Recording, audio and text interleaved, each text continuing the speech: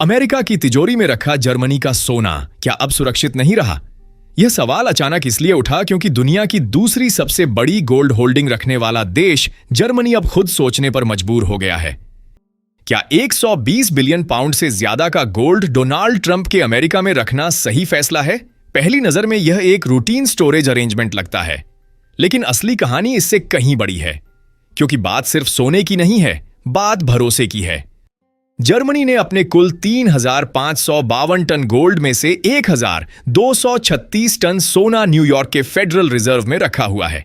यह वही फेड है जिसे दुनिया की सबसे सुरक्षित तिजोरी माना जाता है। लेकिन अब सवाल उठ रहा है, अगर व्हाइट हाउस में बैठा राष्ट्रपति अनप्रेडिक्टेबल हो तो क्या तिजोरी भी उतनी ही सुरक्षित रहती है? पूर्व Bundesbank research head Emanuel Monch ने साफ कहा है कि मौजूदा जियोपॉलिटिकल माहौल में इतना सोना अमेरिका में रखना रिस्की हो सकता है। उनका तर्क है कि स्ट्रैटेजिक इंडिपेंडेंस के लिए जर्मनी को अपने गोल्ड की घर वापसी पर विचार करना चाहिए। लेकिन रुकिए, सवाल यह नहीं है कि जर्मनी अपना सोना वापस लाएगा या नहीं। असली सवाल यह है कि क्या यूरोप अब अमेरिका पर पहले जैसा भरोसा नहीं कर पा रहा? इस महीने ही ट्रंप ने यूरोप को ग्रीनलैंड मुद्दे पर कड़े प्रतिबंधों की धमकी दी। वेनेजुएला के राष्ट्रपति को पकड़ लिया गया और ईरान पर एयर स्ट्राइक की तैयारी की खबरें सामने आईं। ऐसे में जर्मन अर्थशास्त्री अचिम वामबाख ने कहा कि अमेरिका अब यूरोपीय संघ का भरोसेमंद पार्टनर नहीं माना जा सकता। कुछ लॉबी ग्रुप्स तो और आगे बढ़ गए।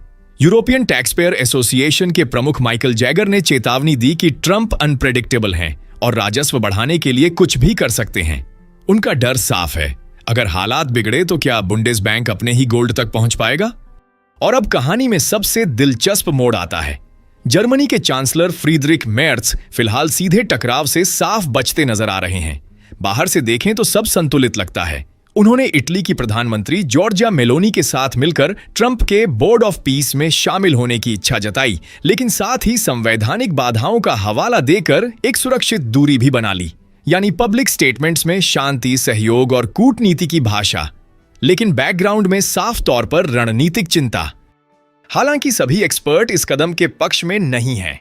म्यूनिक स्थित आईएफओ इंस्टीट्यूट के प्रमुख क्लेमेंस फुएस्ट ने साफ चेतावनी दी है कि अगर जर्मनी जल्दबाजी में गोल्ड वापस बुलाता है तो इससे मौजूदा जियोपॉलिटिकल तनाव और भड़क सकता है। उनका तर्क है कि ऐसे समय में जब पहले से ही ट्रांस अटलांटिक रिश्तों पर दबाव है, गोल्ड रिपेट्रिएशन एक साइलेंट सिग्नल बन जाएगा और बाजार साइलेंट सिग्नल को अक्सर अलार्म की तरह लेते हैं। वहीं जर्मन इकोनॉमिक इंस्टीट्यूट के प्रमुख माइकल हुथर का कहना है कि यह कदम रणनीतिक से ज्यादा भावनात्मक लगेगा। उनके मुताबिक इससे न तो डोनाल्ड ट्रंप की नीतियों पर कोई असर पड़ेगा, न ही अमेरिका झुकेगा।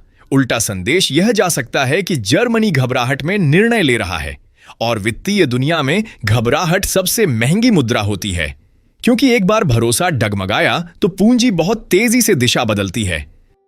लेकिन तस्वीर का एक और पहलू है जो इस बहस को और जटिल बनाता है।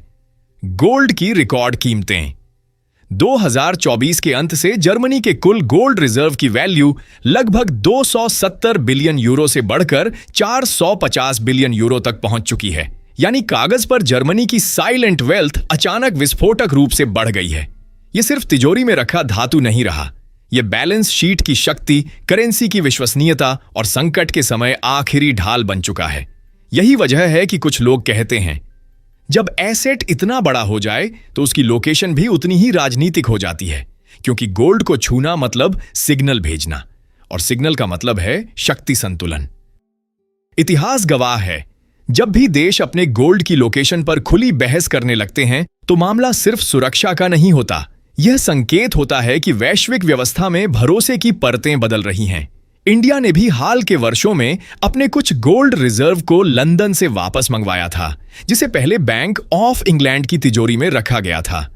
उस कदम को आधिकारिक तौर पर रूटीन मैनेजमेंट कहा गया, लेकिन विश्लेषकों ने इसे रणनीतिक स्वायत्तता की दिशा में एक संकेत माना।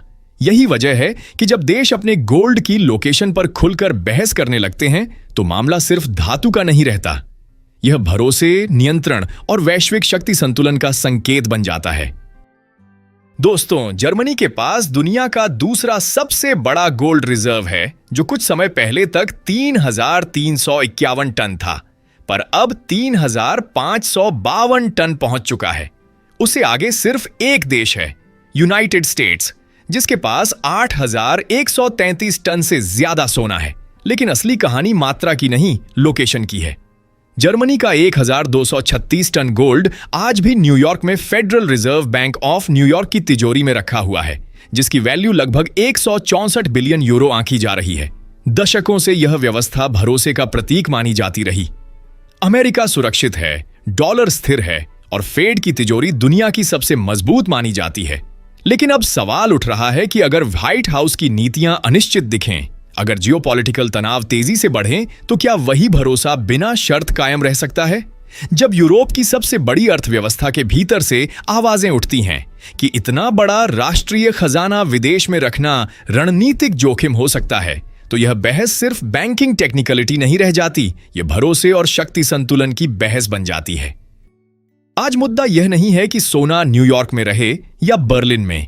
असली मुद्दा यह है कि क्या यूरोप स्ट्रेटेजिक ऑटोनॉमी की दिशा में एक निर्णायक मोड़ लेने जा रहा है? क्योंकि अगर जर्मनी जैसा देश, जो यूरोप की आर्थिक रीढ़ माना जाता है, अपनी आखिरी सुरक्षा ढाल को विदेश से वापस बुलाने का फैसला करता है, तो यह सिर्फ एक लॉजिस्टिक ऑपरेशन नहीं होगा, यह एक साफ राजनीतिक संदेश होगा कि अब भरोसा सिर्फ कागजों पर नहीं, नियंत्रण अपने हाथ में चाहिए। और यहां खेल और बड़ा हो जाता है। अगर बर्लिन यह कदम उठाता है, तो क्या फ्रांस, नीदरलैंड, ऑस्ट्रिया या पूर्वी यूरोप के छोटे देश भी अपने रिजर्व्स की लोकेशन पर दोबारा सोचेंगे? क्या पोलैंड, हंगरी या चेक रिपब्लिक जैसे देश कहेंगे कि अगर जर्मनी खुद सतर्क हो रहा है, तो हमें भी अपनी सुरक्षा रणनीति बदलनी चाहिए?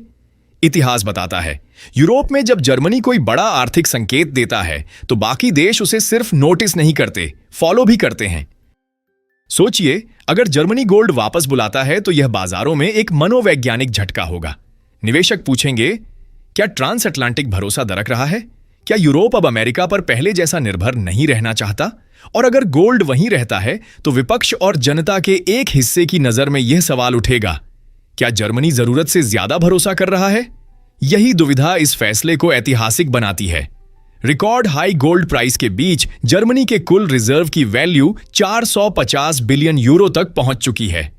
इतना विशाल एसेट सिर्फ आर्थिक ताकत नहीं, राजनीतिक लीवरेज भी है।